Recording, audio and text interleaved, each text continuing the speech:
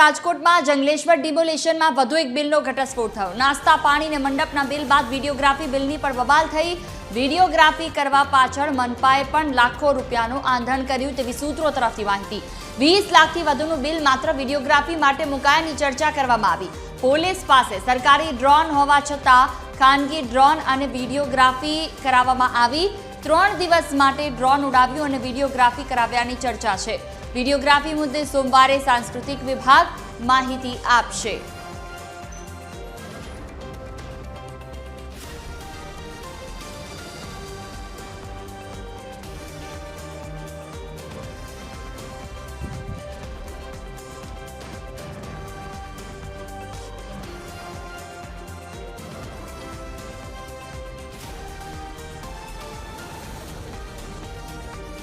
तो पुलिस पासे सरकारी ड्रोन होवा छતાં खानगी ड्रोन ने वीडियोग्राफी કરવામાં આવી। सूत्रों तरफથી આ માહિતી મળી રહી છે। 3 દિવસ માટે ડ્રોન ઉડાવ્યું અને વીડિયોગ્રાફી કરાવ્યાની પણ ચર્ચા છે।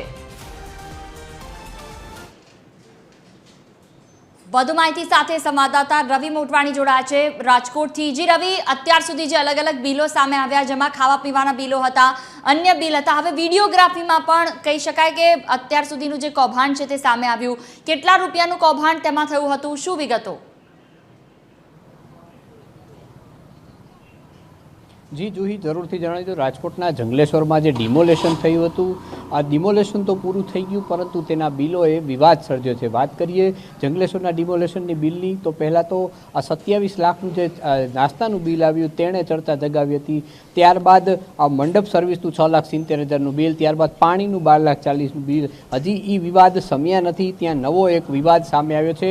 આ જે ડિમોલેશન થતું હોય છે ત્યારે શૂટિંગ કરવામાં આવતું છે કેમેરા દ્વારા અને ડ્રોન ઉડાડવામાં આવતા હોય છે, તેના બિલને લઈ ક્યાંક ને ક્યાંક ફરી વિવાદ શરૂ થયો છે, જેમાં આ ડ્રોન જે કેમેરાનો ઉપયોગ કરવામાં આવ્યો છે તેના બિલ 20 લાખ જેટલા બિલથી વધુ આવ્યા હોવાની વાત આવી રહી છે। તેનું બિલ હજી પાસ નથી થયું, તે પણ સાચી વાત છે, પરંતુ ક્યાંક ને ક્યાંક આ આવડી મોટી રકમ છે તે એક ચર્ચાનો વિષય જગાવે છે, કારણ કે મહત્વનું ડિમોલેશન છે 3 દી ચાલ્યું હતું, કામગીરી ભલે 7 દી ચાલ્યું, પણ મહત્વનું જે ડિમોલેશન છે 3 દી ચાલ્યું હતું। તો આટલું બધું બિલ કેમેરાનું આવ્યું કઈ રીતના, શેના વડે શૂટિંગ થયું, કેટલા કેમેરા લગાવવામાં આવ્યા હતા, તે ઘણા પ્રશ્નો આવી રહ્યા છે। આ અંગે અધિકારીઓ જે કહી રહ્યા છે, જે રીતના અધિકારીઓએ ગઈકાલે જે માહિતી આપી હતી કે ભાઈ જે રેટ કોન્ટ્રાક્ટ હોય છે તે મુજબ આ બિલ બનાવવામાં આવતા હોય છે।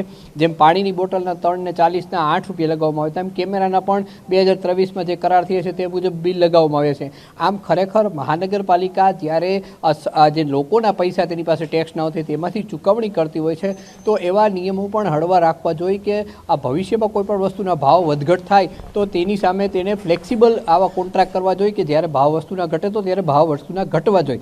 ખરેખર પ્રજાનો પૈસો છે, આ પ્રજાનો પૈસો સદુપયોગ થાય, કરકસર થવી જોઈએ આવા પૈસાની, એની બદલે આ મહાનગરપાલિકાનું તંત્ર છે જાણે આ પોતાના પૈસા હોય ને બેફામ ઉડાડતા હોય, કોઈ જાતની પરવા ન હોય કે ભ્રષ્ટાચાર થયો હોય તેવી ઘણી બાબતો શંકા જગાવે તેવી છે। જે જુહી બિલકુલ રવિ, તો અત્યારે આ બાબત ઉપર શું અપડેટ છે, શું કાર્યવાહી કરવામાં આવશે? આ બિલ પણ રજૂ કરવામાં આવ્યા કે કેમ, શું વિગતો એને લઈને? જુહી, જરૂરથી જણાવી દઉં, આ જે બિલો છે તે રેટ કોન્ટ્રાક્ટ ઉપર નક્કી કરવામાં આવ્યા હોય છે, એટલે એને સ્ટેન્ડિંગમાં રજૂ કરવાના હોતા નથી, તેને પાસ કરવાના હોય છે। પરંતુ જે સૂત્રોમાંથી માહિતી મળી રહી છે, હજુ સુધી બિલો પાસ નથી થયા, પરંતુ આ ભવિષ્યમાં પાસ થઈ જશે, કારણ કે આને સ્ટેન્ડિંગમાં મૂકવાના હોતા નથી। પરંતુ આ હવે જ્યારે ચર્ચાએ જોર પકડ્યું છે તો કદાચ મહાનગરપાલિકા જે નિર્ભર તંત્ર છે અને જાગશે અને આવા બિલો અટકાવશે અને ખરેખર આની યોગ્ય તપાસ કરી અને ખરેખર કેટલો ખર્ચો થયો છે તેટલી જ ચૂકવણી કરે તેવી માંગ પણ ઉઠવા પામી છે। જી જી, બિલકુલ, તમામ જાણકારી બદલ આભાર રવિ। તો જે રીતે અલગ અલગ બિલના કૌભાંડો, નાસ્તા પાણીની વાત હોય, મંડપની વાત હોય, હવે વિડીયોગ્રાફી પણ તેમાં બાકી નથી। ડિમોલેશન તો પતી ગયું, પરંતુ 3 દિવસ સુધી ડ્રોન ઉડાડીને જે મોટું બિલ વધાર્યું અને તેમાં પણ કેટલું કૌભાંડ કર્યું તે કોઈ નથી જાણતું। આગળ તપાસમાં અન્ય માહિતી બહાર આવશે।